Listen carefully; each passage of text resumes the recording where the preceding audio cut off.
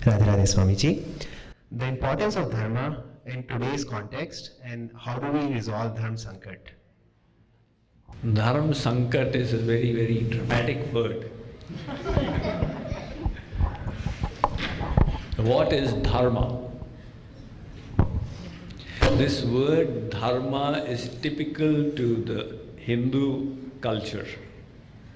It's a very, very all-encompassing word that doesn't have any equivalent in the English language.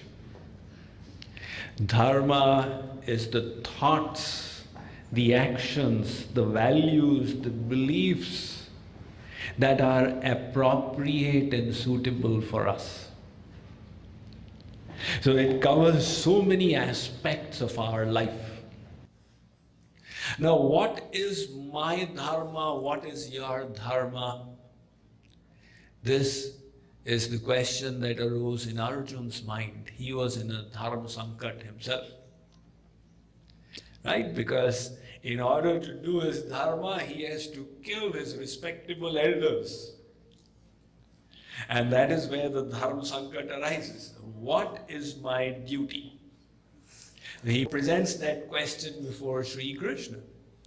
And Sri Krishna answers it over the 700 verses of the Gita. So if you ask me what is my dharma, Swamiji, to answer it briefly is a little difficult, but just in a nutshell.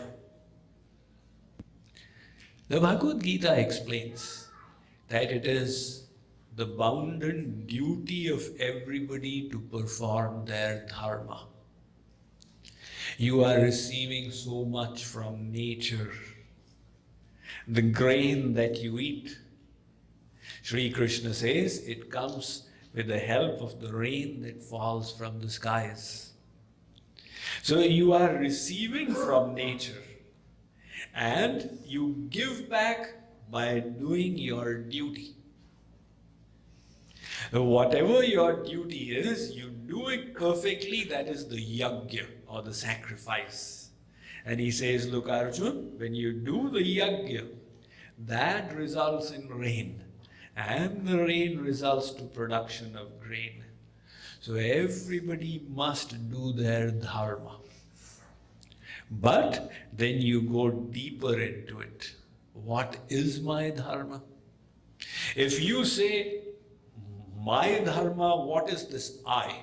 If you see yourself as the body, then you have a bodily dharma towards your children, your spouse, your parents, your country, etc. It's the bodily dharma. But then the Bhagavad Gita goes beyond.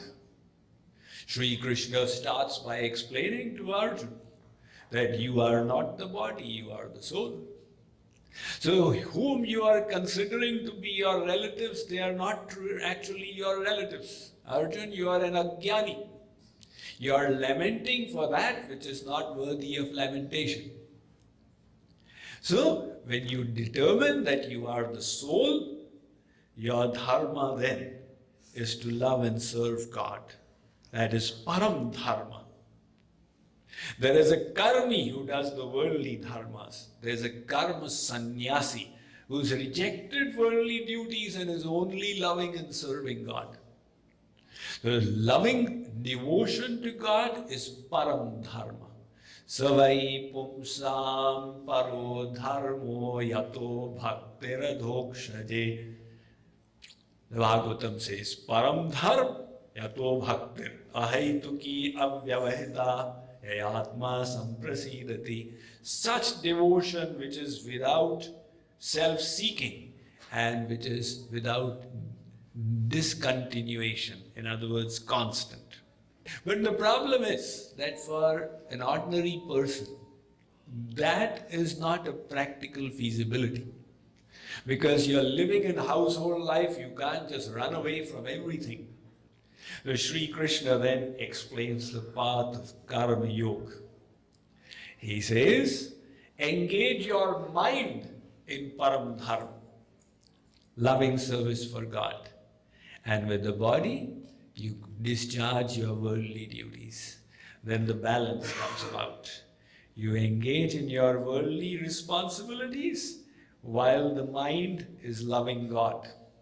And when the worldly responsibilities are complete, then if the body is well, you engage in the param dharma. So this is the path of karma yoga, which is the simple, convenient, practical, relevant path for most people in household life. Now when the dharma-sankat comes, now what to do? Dharma-sankat means that so many things that are demanding, this is your duty, you need to do it. And somebody else says, no, this is your duty. Your parents tell you your duty is to live with them. What are you doing in America? And your children say that, Father, your duty is to spend 3 hours with us. And your boss says your duty is 14 hours for that IT company. So now the dharma-sankat has come. Right? So how do you solve this? By enhancing your knowledge. Very simple. If you have a problem at work, what is the approach you take? You don't say, okay, now let me ask so-and-so on the street. Say, in order to solve this problem, I need to increase my knowledge. So similarly, people think that for spirituality, oh, I just do it by my intuition, but it doesn't work. Why is it a dharma-sankat? Because you don't have the necessary knowledge. And what is the solution? Increase. Access the knowledge from the scriptures. The more knowledge you have, understanding, the easier it becomes. And if you are not able to understand the scriptures, you have the guru, the teacher.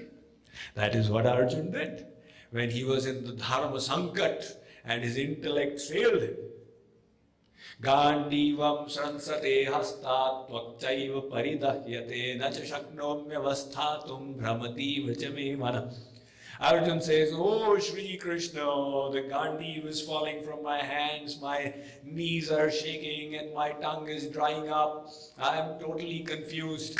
Now you please tell me what is my dharma. So similarly you have the Guru.